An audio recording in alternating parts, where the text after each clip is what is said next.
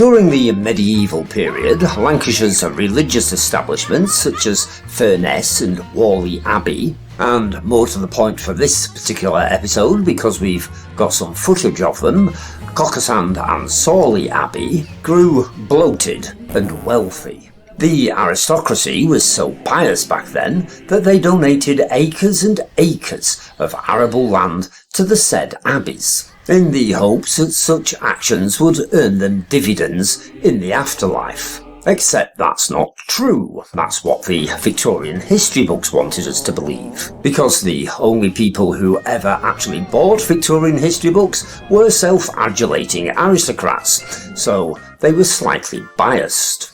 What really happened was that when William the Conqueror was just plain old William the Bastard of Normandy, he was having trouble raising an army to storm Harold at the Battle of Hastings, because, according to Mick Ramsbottom down at the Fisherman's Arms, the French have always been surrender monkeys. So he garnered a deal with the Pope that, in return for a horde of holy mercenaries, the Catholic Church could run its monasteries and abbeys in England, following the expected conquest, tax-free. Imagine that. Britain being turned into a tax haven for corrupt billionaires for short-term financial and political gain.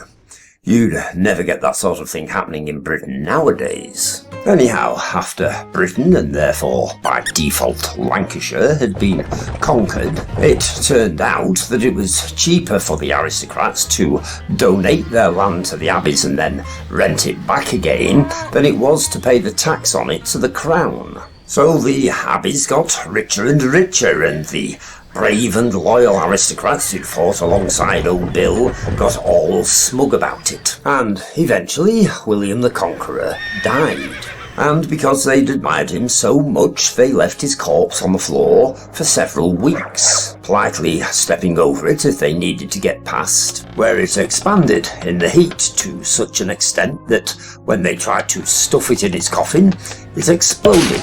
Seriously, I'm not making this up. The tax avoidance scheme he'd established, however, continued for centuries, right up until the point that Henry VIII decided that enough was enough.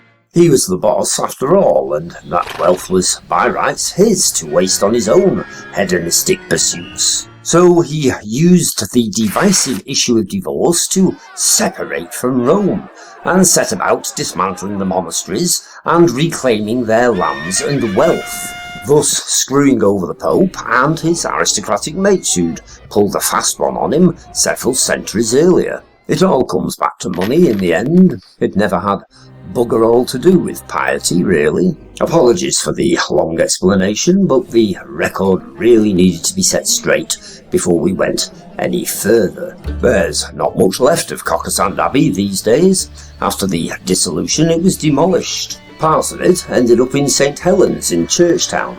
Other parts of it ended up in nearby farmhouse walls. The misericords found their way to St Mary's in Lancaster. The cross found its way to Furness.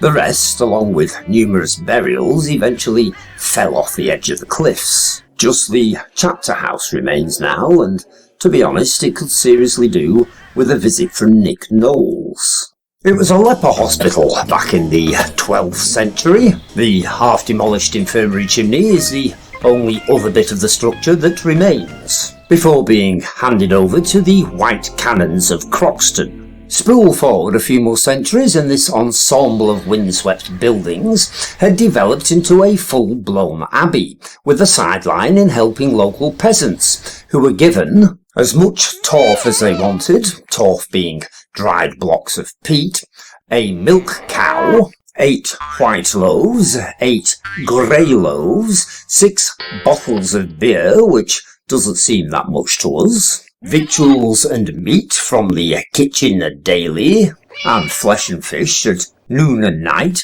as appropriate. The chapter house has seen a number of uses since the abbey was dismantled, ranging from a mausoleum for the Dalton family. There are bodies stacked several feet deep beneath the floor, which gives the stone slabs a certain springy quality, to a cowshed.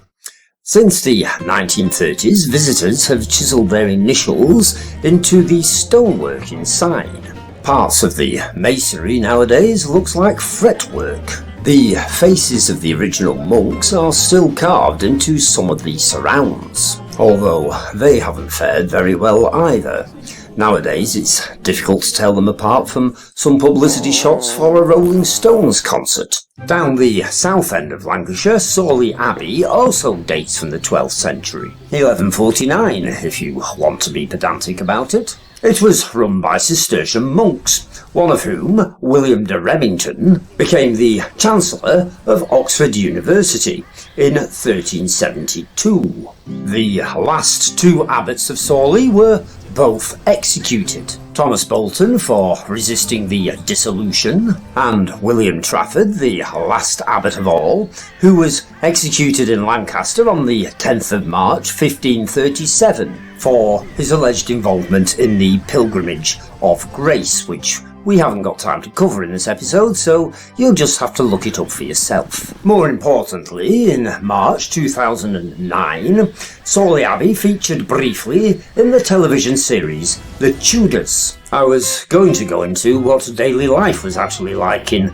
medieval abbeys and monasteries, but I spent so long explaining the tax dodge that led to their growth earlier that now there's no time left. So all that'll have to wait until we get round to covering Whalley Abbey at some point in the future now.